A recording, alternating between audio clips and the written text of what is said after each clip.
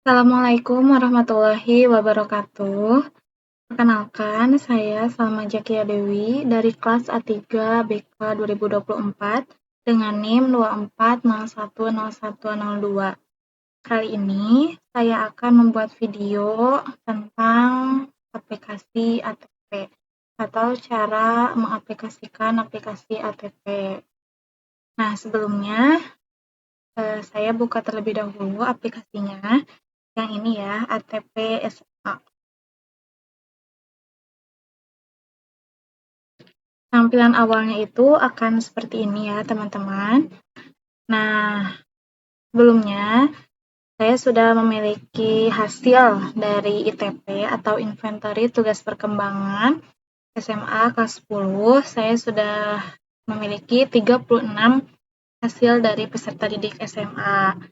Nah, cara memasukkannya ke dalam aplikasi ini itu pertama-tama adalah kita isi dulu jumlah pesertanya menjadi 36, karena kan ini masih satu ya teman-teman. Maka pertama-tama kita edit dulu data pesertanya menjadi 36. Lalu kita kunci di sini ya, klik ini. Nah, jika sudah dikunci, teman-teman ini bisa lihat tampilannya yang tadi awalnya hanya satu kolom saja, sekarang ada 36. Lalu bisa dengan cara manual mengisinya, kita edit misalnya di sini kita tulis namanya siapa, hasilnya apa gitu ya, per numbernya. Namun ada cara cepatnya, yaitu dengan mengcopy dari file, import dari file Excel, lalu di sini saya nyimpannya di download ya. Kalau misalkan ininya masih Excel files, maka tidak akan muncul semuanya teman-teman. Maka ininya harus di all files dulu. Nah, jika sudah semuanya tampil, ini lebih mudah. Kita cari ITP Salma Zakia Dewi. Nah, ini hasil ITP saya. Kita open.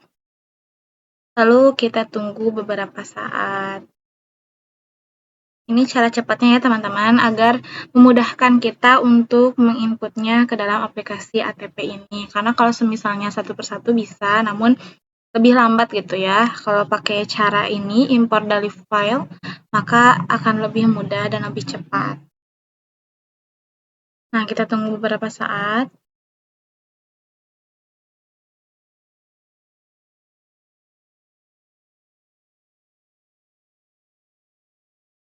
Ini lumayan agak lama ya teman-teman.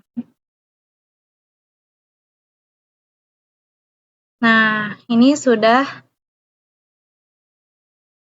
ke-copy semuanya ya. Terdapat 36 peserta didik dan 77 butir soal. Ini bisa kita lihat dulu.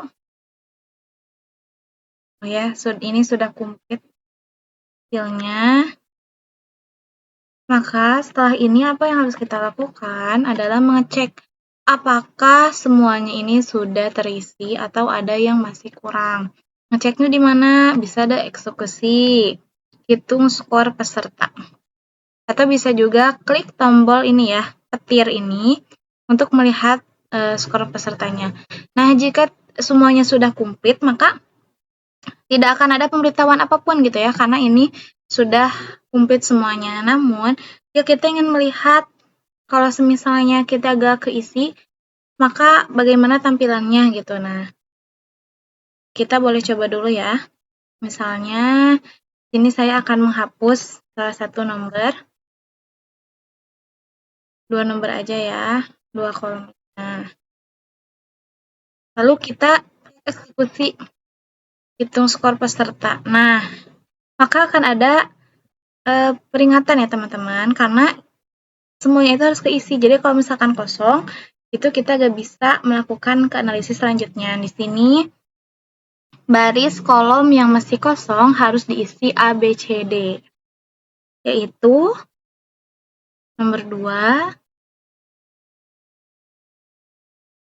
1, 1, 9. Nah, nomor 21 ini adalah apa? Nah, nomor 2 kolom ke 1 dan 9. Kita isi lagi ya. Oh iya tuh, kalau kita ini nggak bisa edit kalau misalnya ininya keklik.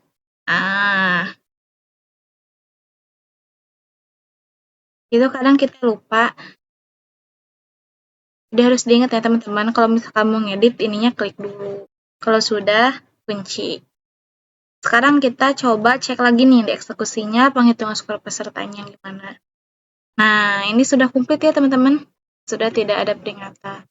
Lalu selanjutnya, jika ininya sudah komplit, apa yang harus kita lakukan selanjutnya? Kita lihat di analisis individu. Nah, analisis individunya, kita akan mencari tahu nih misalnya kita pengen tahu hasil setiap individu pesertanya itu gimana. Maka pertama-tama kita klik dulu semua. Nah, jika sudah diklik semua, maka hasil dari tiap pesertanya itu akan terlihat. Kita bisa klik misalnya pengen Wangun Dwi Prakoso atau misalnya yang Sela bisa nih tampilkan. Nah, ini hasil yang Sela.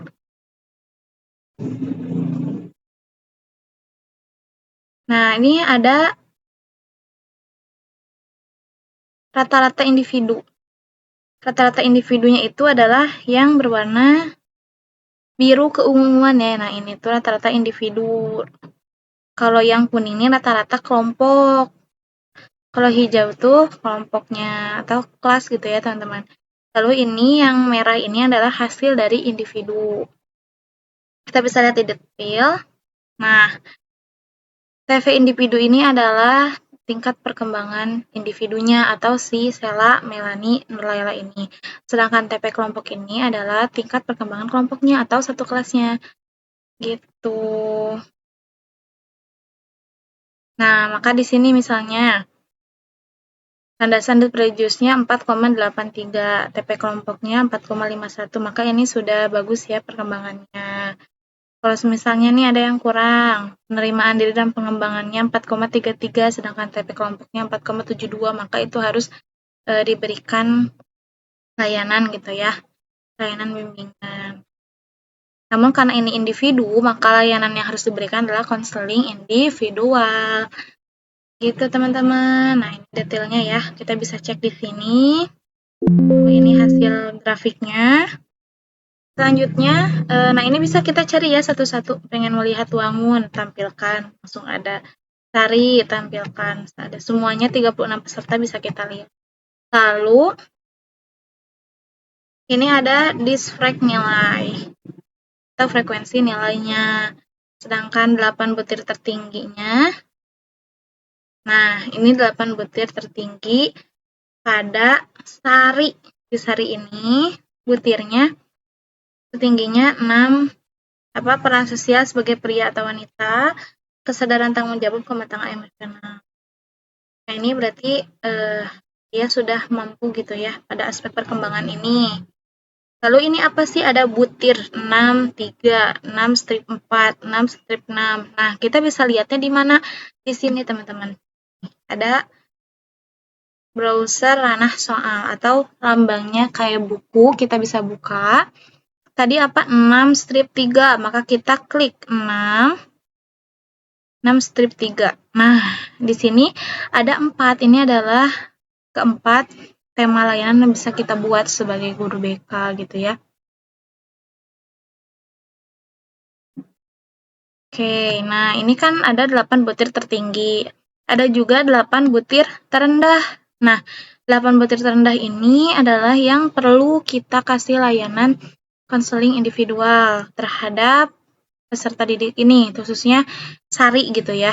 Karena ini analisisnya individu, lalu ada 8 butir terendah, maka si Sari ini harus diberikan konseling individual dengan 5 aspek gitu ya. Ada kesadaran tanggung jawab, landasan perilaku etis, kesadaran tanggung jawab juga, landasan hidup religius, dan persiapan diri untuk pernikahan dan hidup berkeluarga. Nah, setelah kita analisis individu, dengan kita nanti melihat satu persatu peserta didik gitu ya, untuk dilihat mana nih 8 butir tertingginya dan 8 butir terendahnya. Kalau sudah 8 butir tertinggi berarti itu sudah baik ya perkembangannya, maka tidak perlu kita kasih layanan gitu ya. Jadi yang perlu kita perhatikan sekali itu adalah yang 8 butir terendah atau yang perlu dikembangkan oleh peserta didik. Lalu kita lanjut ke analisis kelompok nih. Di analisis kelompok ini adalah keseluruhan atau hasil dari satu kelas nih teman-teman ya. Yang hijau ini adalah rata-rata tingkat perkembangan per aspeknya. Dan yang kuning ini adalah rata-rata tingkat perkembangan aspek. Kita bisa melihat nih ada 11 aspek apa aja. Kita bisa lihat di detail teman-teman ya. Nah, ada 11 tingkat perkembangan. Ada landasan hidup religius, perilaku etis, kematangan emosional, sampai ke persiapan diri untuk pernikahan dan hidup berkeluarga. Ini adalah tingkat perkembangan. Rata-ratanya segini ya teman-teman. Nah, segini. Oke, sekarang kita lanjut. Ingin melihat, ini ada frekuensi per aspeknya teman-teman ya. Lalu ada frekuensi konsistensi. Nah, di sini saya akan membahas tentang 8 butir tertinggi dan juga nanti 8 butir terendah pada aspek atau analisis kelompok gitu ya. Pertama-tama di 8 butir tertinggi ini adalah yang sudah perkembangannya sudah bagus gitu ya teman-teman. Dalam kelompok atau dalam satu kelas itu khususnya. Jadi tidak perlu kita kasih layanan. Perlu kita kembangin aja karena sudah bagus gitu ya. Di sini ada kesadaran tanggung jawab, kemandirian perilaku ekonomis, kematangan hubungan dengan teman sebaya, persiapan diri untuk pernikahan dan hidup berkeluarga, kematangan intelektual, kesadaran tanggung jawab, kematangan hubungan dengan teman sebaya, peran sosial sebagai pria atau wanita. Di sini tentunya ada butir-butirnya gitu ya teman-teman dan tingkat perkembangannya semuanya. Jadi ini bisa kita lihat tadi di mana di buku ya teman-teman. Kalau kita ingin melihat kesadaran tanggung jawabnya yang sudah bagus gitu ya, tertinggi ini aspeknya apa? 5.2 kita bisa lihat di sini. Lalu saya akan menjelaskan tentang 8 butir terendah. Nih di sini ada 8 butir terendah. Ya. Ada apa aja 8 butir terendahnya? Oke. Nah, 8 butir terendahnya ini sini ya teman-teman kita bisa lihatnya. Tuh ada 8. Landasan hidup religius, kematangan hubungan dengan teman sebaya, tanggung jawab, kematangan intelektual, emosional, landasan hidup religius, persiapan diri untuk pernikahan, dan kesadaran tanggung jawab. Dari ke-8 aspek ini yang perlu karena ini 8 butir terendah, perlu kita kasih layanan gitu ya. Layanannya apa? Layanan bimbingan klasikal terhadap satu kelas tersebut. Karena di sini saya data pesertanya dari kelas 10, 10.1, maka nanti saya harus memberikan layanan bimbingan klasikal terhadap kelas 10.1 ini gitu ya. Bagaimana cara mencari layanan yang sesuainya atau tema yang sesuai untuk layanan klasikalnya? Kita bisa lihat di ini landasan yang perlu atau butir terendah yang perlu kita kasih layanan gitu ya. Ada landasan hidup religius, butir 1, strip 1. Kita lihat di sini teman-teman. 1 nih di sini ya. Ada apa saja nih? Ada saya bersyukur kepada Tuhan, saya membaca kitab suci, saya berdoa ketentraman, saya berdoa sebelum mulai kegiatan. Dari keempat ini kita bisa membuat satu tema. Memberikan layanan klasikal terhadap peserta didik di kelas 10.1 dengan mempertimbangkan hal ini gitu ya teman-teman.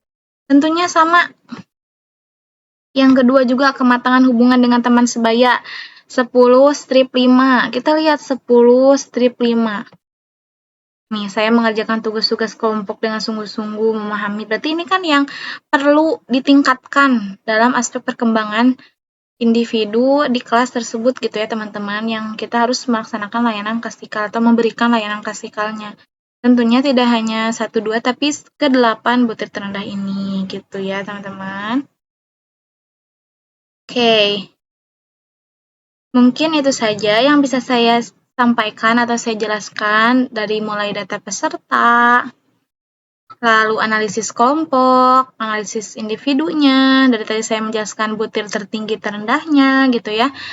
Lalu juga mungkin di sini jika teman-teman ingin melihat hasilnya atau ingin di-print, bisa nih di-print. Bisa di-print-nya per analisis kelompok atau apa gitu ya, tergantung kebutuhan kita. Misalnya di analisis kelompok pengen 8 butir terendah, maka nanti begini hasilnya. Atau misalnya setiap individunya pengen melihat atau pengen minta hasil ke kita nih, boleh ya teman-teman. Print di analisis individu. 8 butir terendah atau apa gitu. Nah, gitu ya teman-teman, bisa di close lagi. Bisa di save juga, ini di ekspor, print. Nah, teman-teman mungkin itu saja yang bisa saya sampaikan dari penjelasan aplikasi analisis tugas perkembangan SMA atau ATP ini dari hasil ITP atau inventory tugas perkembangan. Jadi setelah kita mempunyai hasil ITP tersebut, kita analisis ke aplikasi ini gitu agar lebih memudahkan kita. Mungkin itu saja yang saya sampaikan. Semoga bermanfaat. Mohon maaf atas semua kekurangan atau kesalahan atau hal yang belum saya sampaikan secara jelas di video ini. Saya mohon maaf. Semoga bermanfaat. Wassalamualaikum warahmatullahi wabarakatuh.